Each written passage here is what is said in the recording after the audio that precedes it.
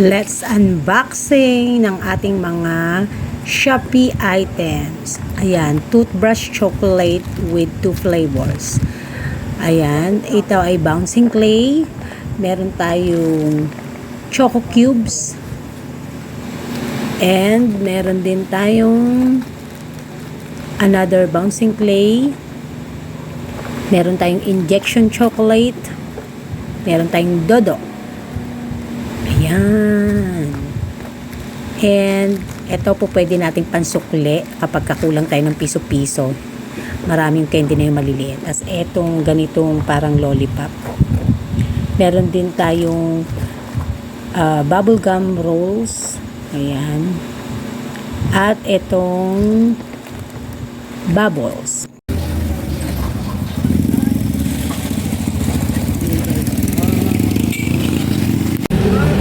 Oh, namili si Daddy. Nakita kami sa Daddy.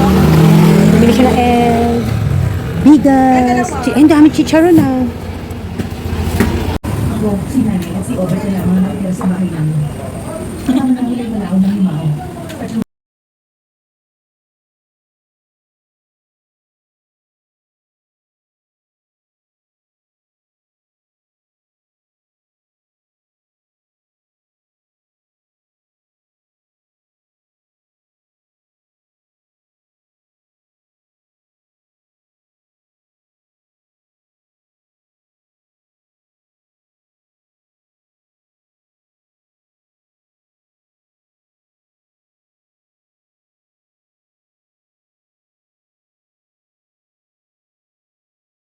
Hi guys, pupunta tayo kay EKC, magpi-pick up tayo.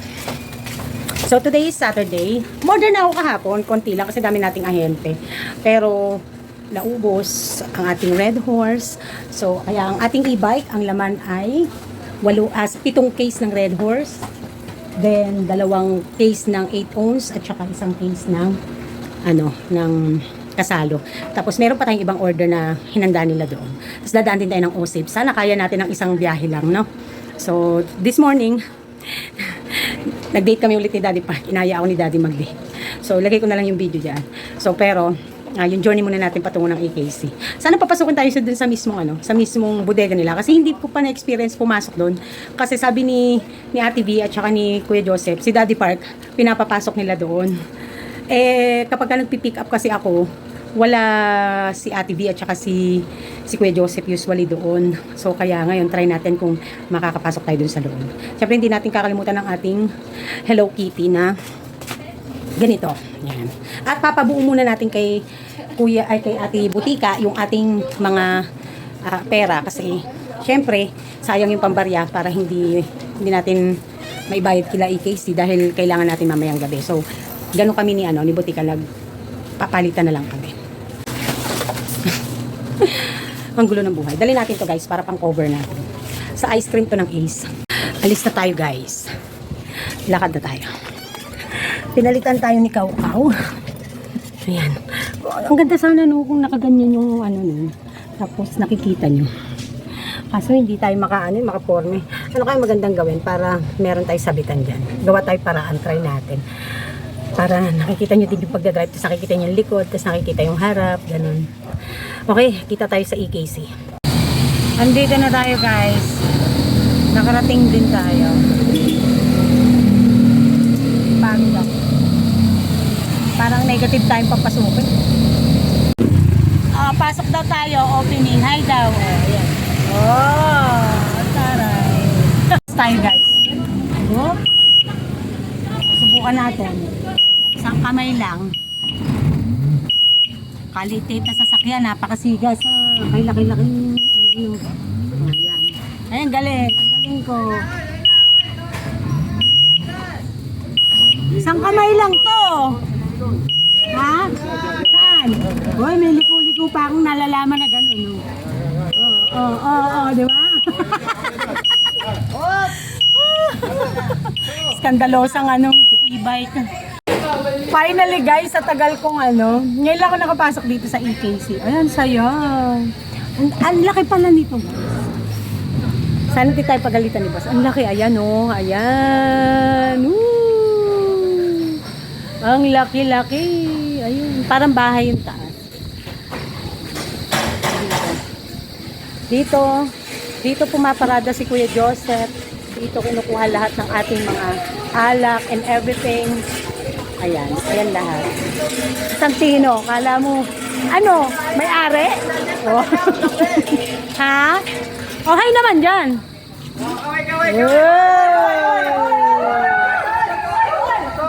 Ayan pa isa, oh. Pahambol pa isa. Ay, si Ate B, ito. Ang Ate B. First time ko Ate B talaga dito. Hindi nila ako pinapapasok. Ako, nakapasok tayo. Lakas natin yun. Guys, di tayo mayaman. Oh. Sarap bumili ang dami dito. Oh, sarap bumili. Kuya Joseph, parang tanga lang. Alog-alog to, napakaingay. Hindi ka pwedeng ilipat natin dito. Oh, yun. Yung camel ko. Ang nakagamit. Yan. Ayan na. Inaayos na yung ano. Grabe to. Akala ko magtatalsikan. Yung alog niya parang ano eh. Hindi, ako na yan. Sige.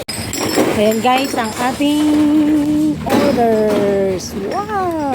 Sulit na sulit ang ating e-bike. Lalabas na tayo.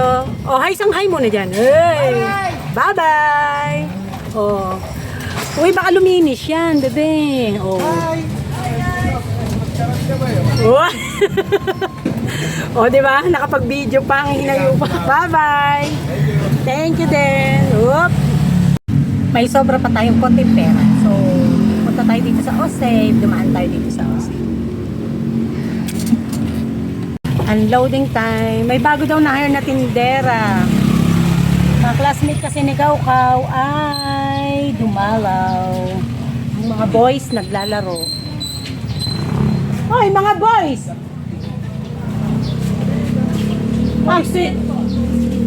Ano ba, tindera lang ba na hire mo? Hindi boy? Tindera lang, hindi boy.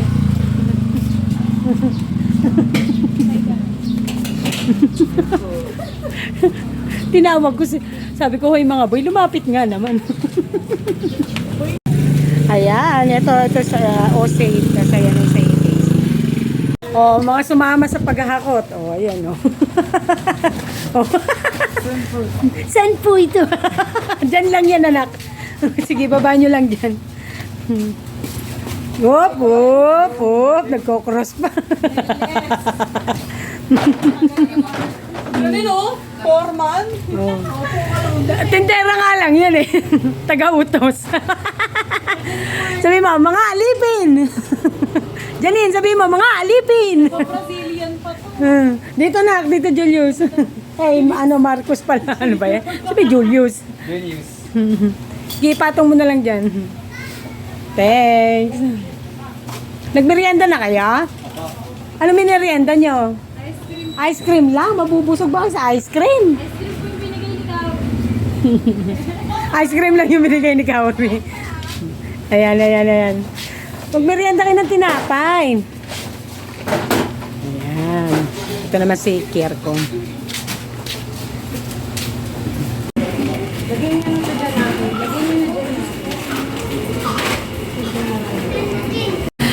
Ayan. Pag naka-lipstick talaga, brightens your face. Ay, yan taray. Sara na tayo at yun nga, tayo ay, ang dami nating naging journey this week. Yung mga normal days, matumal pa din, ganyan. So, laban lang kahit naman weekend sa totoo lang, napakatumal. Talagang umiiyak ang ating kita. Pero, laban lang, wala naman tayong magagawa, di ba? So, I'm not saying na maging okay na lang tayo ng ganito. But kasi, taon-taon naman ganito eh. So, sa pagtitindahan talaga, dinadanas natin yung season na tag-tumal at kapag naman mabili, pistahan ng dating ng benta, doon naman tayo bumabawi, no? So, ika nga, mainam sa wala, diba? So, ito yung maganda sa traits ng mga tindera or isa sa mga characteristics ng tindera. Resilient tayo, no? Magabay lumalaban talaga tayo kahit ano man ang unos at bagyo ng ating hanap buhay.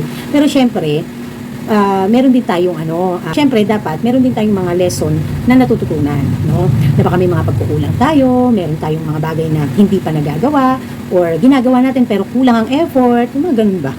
So I think sa tagal na nating vlogger or sa tagal ko nang nag-share sa inyo, siguro sa ngayon alam nyo na yan, no? Pero syempre sa mga baguhan sa ganitong larangan ng negosyo, talagang meron silang shock. Ika nga naku-culture shock, parang gano'n, no? So, okay lang yan, it's natural, no? Lahat nagdaan sa ganyan. But ang importante talaga sa lahat ay marunong tayong gumawa ng paraan at diskarte. So, yun lang. Hindi perfect. Hindi naman tayo talagang wala naman perpekto sa larangan ng hanap buhay. May pagdapa at may pagbangon, no? Ang mahalaga ay kung alam mo dapat pang ilaban mo. So, hindi ko alam kung ano pa yung mga words na maaari kong sabihin to encourage you, to lift you up, no? Kasi iba-iba naman tayo ng personality at iba-iba naman tayo ng pagtanggap sa kung ano ang nangyayari sa sitwasyon natin, sa ating hanap buhay, sa ating buhay, diba? Pero laban lang, no? Laban lang. Fighting, ika nga, diba? So, I would like to shout out, dalawa lang naman yung nag-comment sa ating last video, o diba? Meron pang, sounds. Ayan, sa ating last video, shout out sa ating syempre, hindi mawawala si Ma'am Ellen Pilar, no? Always, first honor. Okay, si Ma'am Teresita Baron. Sabi ni Ma'am Ellen, always watching po, Mami Park. Daming pinamili. Ingat po. Love you. And then, Teresita, good morning, Mami Park. Always watching. Yun. So, yun nga. This morning, nag-date kami ni Daddy Park. Actually, the other day pa niya yun inano sa akin. Tinext na ini-invite niya ako. Minsan sinasabi niya, minsan sa text. Kasi minsan alanganing oras, na biglang tahimik ako, biglang magte-text yan. O, meron ako nakitang lugar na kung saan pwede tayong mag-date sa weekend, ganyan. So, I think Daddy Park and I starting to focus on the time na hindi namin nagawa nung mga panahon na busy-busy kami dito sa hanap buhay. And I think it's about time na even, di ba sabi nila, saka na mag-enjoy or mag-ano kapag nakaraos na ang build-up ng hanap buhay. I don't think so na applicable yon sa usaping mag-asawang nasa hanap buhay. Kahit nagsisimula pa lang kayo at kahit ano man ang mangyari, mas magandang laging nire-refresh, nire-replenish, mini-make up yung mga araw na hindi kayo makapag-enjoy, hindi kayo makapag-spend time together. Nang sa ganon, nawo-work out ang relationship palagi, refresh. So, tulad nga ng sabi ko sa inyo, hindi kami nag-away ni Daddy Park, tulad nga ng sabi ko sa inyo, I am more focused na sa sarili ko, sa mga anak ko, sa hanap buhay, at the same time ay yung sa amin ng Daddy Park para hindi dumadating yung time na kapag medyo nagkaroon kayo ng misunderstanding tapos magugulat ka na lang biglang lalabas yung mga frustrations, mga disappointments, yung mga anik-anik na itinatago natin na hindi natin come out or ma-open up sa ating mga kasama sa buhay. Hindi lang to usaping between me and Daddy Park. Ito ay usaping pang pamilya din, syempre. So talagang I'm so happy na dumadating ako ngayon sa point ng buhay ko na nakikita ko na kung ano yung mas valuable sa buhay. So kaya minsan, no, we must admit sometimes yung ating mga shortcomings and mistakes. And a good thing na lang kasi na I have a Daddy Park, I have a partner in life, and I have a kids na napaka very understanding at napaka supportive. So kaya na-work out. So yun, I hope na alam nyo, isa sa pinapangarap ko, sana magkaroon kayo ng katulad ng Daddy Park. Yan, ganun. And sana magkaroon kayo ng mga anak na katulad ng sa akin na matulungin sa magulang, no? So thank you doon sa mga taong nakikita, no? Alam nyo, even behind the camera, may mga taong natutuwa ako na sila yung nakakakita ng effort ko bilang nanay, how I raise my kids, yung upbringing nila. Hindi sila perfect, no? Hindi sila perfect. I know, may mga expression niya ng mura-mura na hindi ko naririnig, but all in all, kung aanuhin ko, ay hindi santa-santo ang mga anak. Pero masasabi ko naman talagang kahit pa paano may accomplishment yung pagpapalaki ko sa kanila ng maayos.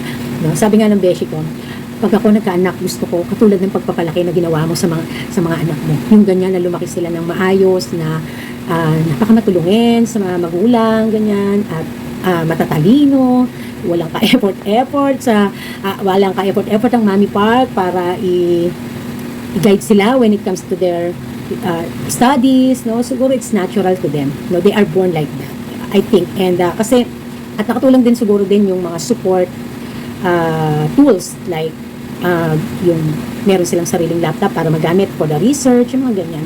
Kasi kahit pa paano, we provided, no? Daddy Park provided for their schooling. So kaya sila sa totoo lang kahit may gadget at na ano pa namin yan. Ano tawag doon?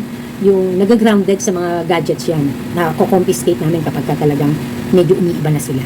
So, I think nasa guidance ng parents. And I am so blessed that we are able to look after the kids, their, how they grow, yung kanilang development, no? Isa sa blessings na yung binigay sa akin, Lord, yung hindi ako kailangan umabroad para makita ko ang paglaki, masubaybayan ko ang paglaki ng mga anak ko. Kaya minsan, alam nyo, kapag maraming problema, kahit sa anumang aspeto, sobra na akong nagpapasalamat. I'm still very grateful to what God gave me, no? Na you able to have a business, you able to have a partner, and you able to look after your kids, isa ng blessings yun. No? Kaya minsan tayo hindi natin masyadong inaano minsan hindi natin na-appreciate yung meron pa, kung ano yung meron tayo. Sometimes, kailangan pang may mangyaring masamang bagay o hindi magandang bagay para ma-realize natin kung ano yung meron tayo na hinahangad ng iba. No? One thing is for sure and one thing is good na maging pag-uugali natin is yung wag nating hanapin yung gusto natin mangyari na nakikita natin sa iba. Parang wag kang maiinggit. Napakasamang pag-uugali ang mainggit. Gawin mo yung best para sa sarili mo at para sa ikabubuti, no? Na baka maybe sa iba kaya ganoon. Kasi baka kasi iba yung style nila ng pamumuhay or iba yung kanilang pag-uugali at approach sa buhay. Kaya maganda yung kanilang simple buhay, masaya sila. Ikaw, kung sa sarili mo, baka parang kulang ka din sa effort at kulang ka din sa pagdidisiplina or kulang sa sistema. So, wag mong hanapin yung wala sa'yo na meron sa iba. Kundi hanapin mo kung paano ka magkakaroon o magiging ganun na nakikita mo sa iba. No? It's good na ma-inspire, pero hindi good ang mainggit and then masama ang manifestation mo. Okay? So, yun lang. Sabi ko nga sa best friend ko, mabait pala kami. Kasi, kahit kailan hindi nagkulang ang Diyos eh. Hindi ko sinasabing literal na mabait ako mas maugali ko. What I mean is, ang bait ni Lord. Ang bait ni Lord. Talagang, sabi nga namin ni Beshi, okay lang problema pera, basta hindi problema ang mahal sa buhay. Ayun, gano'n. So, na-share ko lang naman sa inyo to guys, kasi naniniwala ako na mahalaga na nilulook after natin yung mga mahal natin sa buhay. At tinitingnan natin kung ano yung magagandang bagay na maaari nating ipagpasalamat kaysa sa ireklamo. No? Hindi ako magsasawa kahit corny or kahit mahaba na i-share to sa inyo. Kasi sometimes viewers or some people needs to see or to watch someone na nakakapagbigay ng wisdom sa kanila at nakakapagbigay ng encouragement and inspirations and realizations. Na kasi baka mamaya hindi lang tayo masyadong tumitingin doon sa blessings ng Diyos. Hindi ako relihiyosang tao, honestly. Pero naniniwala ko na may Diyos. Na basta, naniniwala ako sa personal relationship with our God, with our Creator. And yun lang yung gusto kong i-ano sa inyo. Happy August 1, another month na naman ang haharapin natin at another month na naman ng pakikipagbuno at pakikipaglaban sa buhay hanap buhay. That is why I want to encourage you, I want to inspire you para hindi natin masyadong dibdibin yung kalungkutan na nararamdaman natin minsan, lalo na kapag matumal. Tandaan nyo, nararanasan ko din. Okay? And that's it. So, this is Mommy Park and this is Team Park nagsasabing, Tindera is my proud career fighting. Bye!